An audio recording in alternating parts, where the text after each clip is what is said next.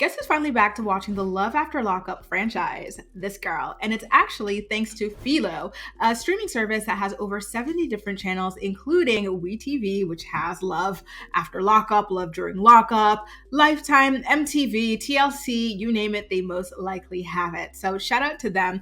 I recapped the first season of Love After Lockup, loved it, but then I didn't have WeTV anymore. So thank God for Philo hooking me up. I've got an affiliate link if you too would like to sign up for the streaming service. It's in the description box of this video. So let's get into this recap. The episode was good. I'm so happy to finally have an interesting reality show to watch. So there's a girl named Ayana who's a very responsible 27-year-old who is dating a 37-year-old, I want to say, or 36-year-old prisoner by the name of Jamal. And so she's just rolling around town in the car with her friend Lexi, who wants to speak to Jamal on the phone. And so when she's on the phone with Ayana's boyfriend Jamal, she's very honest and intelligent about what it is that she says. She's like, listen, I'm scared, Jamal, that you are using my friend, or that maybe this isn't like authentic, because I've heard stories about men in prison using women for money and attention. Can you assure me that you are honest and your intentions are pure with Ayana? I really like frank and honest friends more so than the people-pleasing type. And then we learn that Ayana and Jamal have never even met in person, and they've only been dating for a couple of months. Meanwhile, she is constantly putting money in his commissary account, and she says that he always lets it be known when his money is running low and he needs more. He just talks about money alone. And I'm like, girl, this man is so much older than you, and he's in jail begging you for money. Are you kidding? This is the best you can do? Stop. Open your eyes. In my opinion, this man is using her. And it kind of feels like that's the case with pretty much all of the guys, except for one, which I will get to at the end of this recap. But it reminds me of season 1. There was that girl who really wanted a princess cut engagement ring from her boyfriend, Derek, or something like that. She was a redhead. And it was so obvious that man was just using her for company and money during his stint. And guess what happened as soon as he got out? He left her, and they never actually got married. I worry that that's the case in most of these relationships, but I digress. So next up, we've got Rick and Sam, which is an older couple, and it turns out they went to high school together and dated a bit, but nothing serious, because Rick says that he was more of the playboy type back in the day.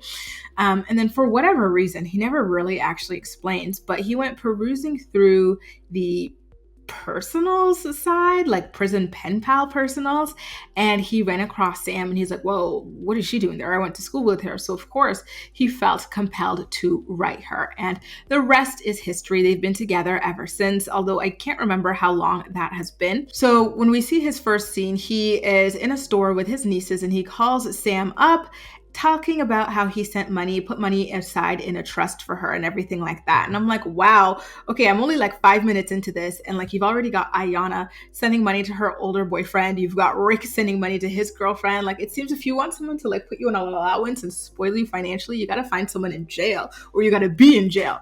Up to you to decide which side you prefer being on. Then his nieces tell him that they're concerned about the money that he is sending to Samantha, because one of them works in corrections. And so she reads all of these letters and stuff and messages that the inmates send with their lovers. And she's like, listen, it is absolutely not uncommon for these people to have multiple lovers. Even if they're married, they will have, a boyfriend, girlfriend on the side, and then another boyfriend, girlfriend on the side to the side. They'll typically be rotating about 3 people because they need money in there. And what better way to get money than to catch a sucker out in the free world? Rick tells the girls, listen, I hope she's being honest and truthful with me, because I'm gonna marry her. And so they freak out, and it's obvious that they do not believe in this woman and this relationship, but they decide to just kind of suck it up and support him, because he was quite upset by them freaking out, and he started tearing up as if he was going to cry. And so I do appreciate that they were honest with him, but that they were also kind of okay, we'll put this to the side for the time being to celebrate with you, because you look like you're about to cry. They were not super cruel or sadistic with it or anything like that. Next up, we've got a gay couple. It is Joey and his boyfriend, Michael. So Joey FaceTimes his boyfriend, Michael, who's like, hey, look behind me. There's prison guards. There was a huge fight. Actually, the huge fight is going on right now, and they're about to break it up. So Joey asks a bunch of questions about when Michael's getting out and everything like that. And because Michael's got a disciplinary hearing coming up, which means that he could be released in 3 months, up to 6 months potentially. essentially. And so Joey, for some reason, he doesn't seem too convinced about it. So he keeps on digging for more information. Michael gets really pissy. He's like, stop asking me the same questions. Feels like we keep going around in circles. I already told you what you needed to know. But then towards the end of the call, when it says he only has 1 minute left, he decides to drop a major bomb, which is, no, he's not gonna get out like, in 3 to 6 months. There's actually the potential that he might even have to stay another 6 years, which is way too long. If that's the case, I do think that Joey needs to just keep it moving, because absolutely not. Though I do feel bad for him because he had his family virtually meet Michael. And so it's kind of like, well, that would have been for nothing if it's the case, right, that Michael has another 6 years in there. I kind of wish that he waited until after the disciplinary hearing to be really sure that this is something that's going to last, because Joey doesn't want to be a prison boyfriend or have a prison boyfriend for like the next 6 years. Like, he'll most likely leave and move on with his life and find somebody else. So let's get into True. Honestly, like, True gives me good vibes. I feel like pretty much everybody here is a user, with the exception of True and Sam. And the thing with Sam is I haven't seen her, I haven't heard her. So like, for now, I'm keeping it like okay, because she went to high school with Rick and they're like age mates and everything like that. And they seem pretty like evenly yoked, because he too had his own like sobriety and legal problems. But True is the first one that I hear, and I go, yeah, like, I think that this could be the real deal, So we start off with him giving us a tour of his kitchen, and I am so glad that he gets to be productive, like, while he's like in jail and everything like that. It was a big chef's kitchen, and he's really passionate about it. And I think that's wonderful that like he's gaining skills that can help him out in the real world and everything like that. And, just kudos to him for his passion for that. So it turns out that his girlfriend Shantee wants to open up a restaurant with him one day. And so she's the one who inspired him to learn how to cook. And he really wants to step up to the plate when the time is right. And they open up that restaurant together, which made me think, yes, good. Like, I love that. And I hope that it works out for them. And I hope that they have like a bright future and that they stay together for a long time. Meanwhile, Shantee goes to an African restaurant to get some entrepreneurship advice from the woman who owns the restaurant. And so they sit aside together. The owner actually speaks to True over the phone, but she doesn't seem too sold on him. So when she once they hang up the phone and everything, Shantee asks about partnerships, this, that, and the other. And the owner told her like point blank, I don't think it's a good idea to partner up on this restaurant, because people come and go and you never really know people's true intentions when money is at play, which I thought was some of the most incredibly sound advice that I've heard on this show so far. And I hope that Shantee takes it to heart. Yeah, you can hire your boyfriend, but don't make him a partner, because he doesn't even have any money to put into the restaurant. Aren't you the one sending him money because he's in jail, not making any? Like, hire him, and that's that. Now, we're back to Ayana. I don't really like her that much. I find her to be very immature and irresponsible, and it makes me very sad for her kids. She's got 2 kids. She's only 27 years old. One of them is 9 years old, and he's like living with her mom and everything, like just your typical like kind of like low-key deadbeat story, which really saddens me for the kids. So she talks about sending money to that man, and it's like, girl, you're too young to be like wasting your money on this like old man. Like, those are your kids' money, like, God, what are you doing? I'm sure you do not have their college paid for, money for, like, if you don't have money set aside for them and their school like ready to go, then don't waste your money on your random like boyfriend of a couple months you've never even seen in person. Like, oh, I really hope that Lexi addresses this with her. So anyway, she has her mom watching her kids, of course. So she decides to go upstairs to do a video call with her boyfriend, and she tries to get him to pull out his and he can't do that because he's in the middle of a busy prison hallway, and these calls are watched over, they're recorded and everything like that, and there's not supposed to be any nudity. And Ayana, being a very irresponsible person who does not care about consequences, she decides to get naked anyway. So she starts pulling down her pants, she shows off her booty, her BBL, which seems to be pretty well done. And she makes a clap for him, and then she shows off her boobs and stuff. And it's like, girl, it's all fun and games until that causes him disciplinary issues and extends his sentence, So once they get the wanking out of the way, she tells him that she might be missing out on their first opportunity to meet each other in person because she's got a court date for a DUI she's facing. Mind you, it's the second DUI that she's faced so far in her life. She also asks him, like, if I do like 90 days, like, you're not going to talk to other women, are you? You're not talking to other women right now. And the man, like, he he froze. He was not expecting that. And then he kind of like gave like a round the bush answer. He's like, you're my support, you're my strength. It's like, well, it was a yes or no, just answer yes or no calmly without like, distracting and hiding and burying the lead and everything like that. To me, that was rather telling. I do believe that he is speaking to other women. I do not believe that he has authentic feelings for Ayana. So let's get to a girl named Tenny. Tenny seems to be a rather level-headed woman. I did see her earlier on in the episode. She was having a confrontation with her boyfriend Rob's, well, I think it's her husband. She's married to this prisoner, with her husband Rob's mom. And the mom was like interrogating her, comparing her to Rob's ex, saying that she doesn't do enough for her son and everything like that, which is wild because Tenny's like, well, I launched petitions to get his like sentence lowered. Did you do that? I walk up and down the streets, campaigning for him to get him out. Do you do that? And then the mom's like, oh, you know what? You kind of cooked there. I don't do all that. So, I do apologize. So they ended off on a better note, but she's still upset about everything that his mom said, with good reason. I would be as well. So in order to punish her husband, she decides to take down all of the surveillance cameras that he has in order to watch her. And he calls her upset that he's not able to stalk her. He's like, what's going on? Is the internet down? Why aren't I able to see you? And so she's like, you know what? I did that on purpose. I had a big dispute with your mom. You didn't even ask me how that went. So I said, you know what? I'm having this night to myself. Like, leave me alone.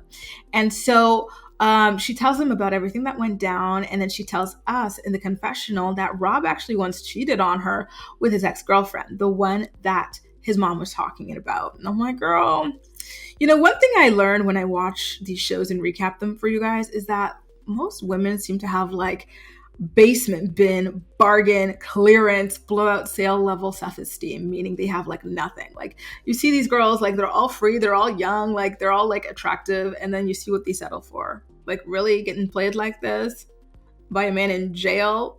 Girl.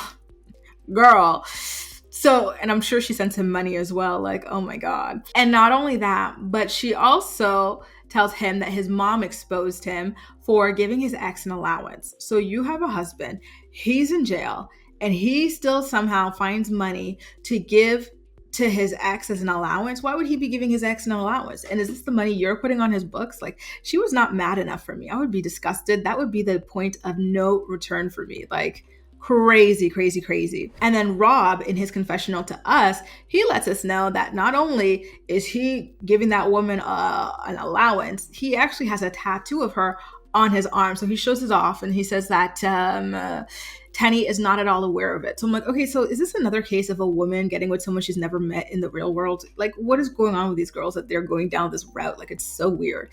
So he shows us a tattoo, and no offense to the girl, I'm sure she's cute in person, because I do think that Rob is an attractive man.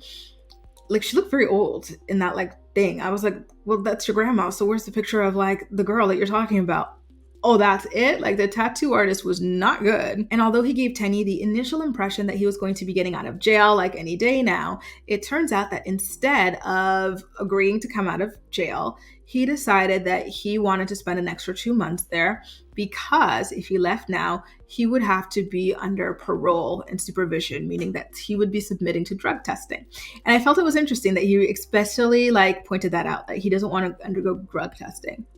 So he preferred to just wait another 2 months. That way he would be free and clear, which, listen, in some respects, like, I can kind of get it. It's only 60 days more in order to be completely scot-free, rather than to go through parole and all that, which is like, kind of a hassle, having to report to someone, having to undergo testing for God knows how long. And like, you potentially being sent back to jail immediately if you break the conditions. Whereas if you catch another charge while you're free, like that's its own special thing, and it's its own process, and you might, not necessarily face jail time. So I do get his reasoning, but he should have been more honest with Tenny about that. Now let's get back to Shantee. And I do like Shantee, by the way, just like I do like Tenny. So Shantee's brother Fred starts, coming on in with his cane and his chain, just looking like, the way he looks. And so she tells us that this brother of hers is another jailbird in her life. He's in and out of prison and stuff like that, like stealing,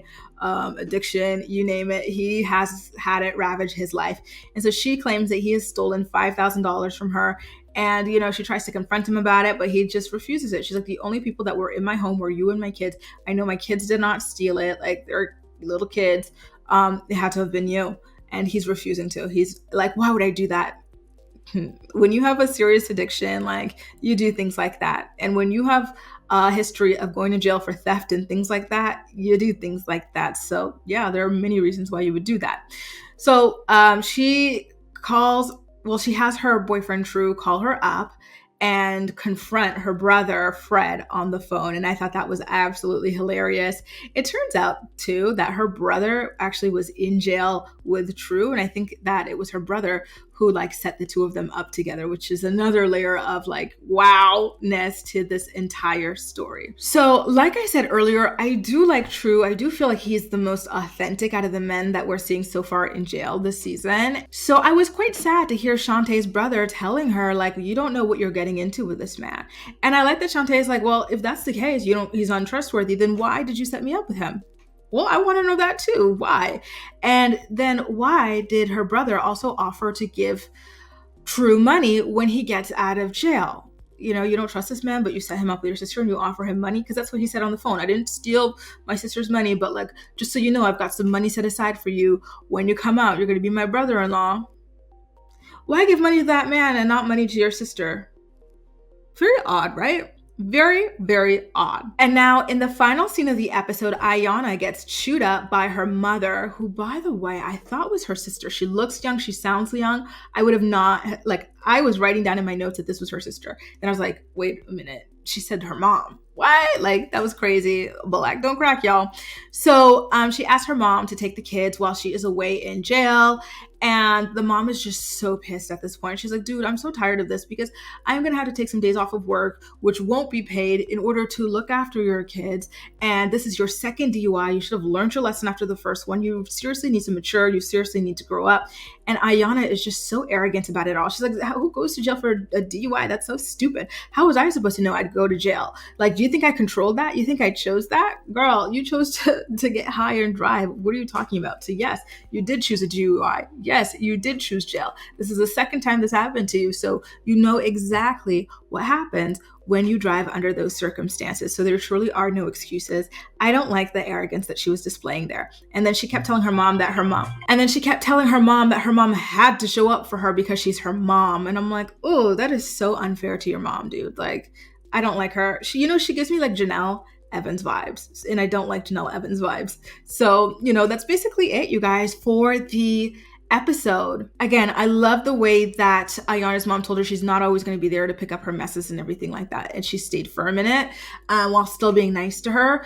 And this was a really, really juicy, interesting episode. And I'm looking forward to watching the rest of the season play out on Philo. Again, I've got an affiliate link if you too would like to sign up for Philo to be able to watch Love During Lockup, Love After Lockup, Prison Brides, whatever else you might be interested in on their platform, which holds over 70 different channels. But in the meantime, let me know what you thought about this episode of Love During Lockup in the comment section down below. And as usual, we'll chat.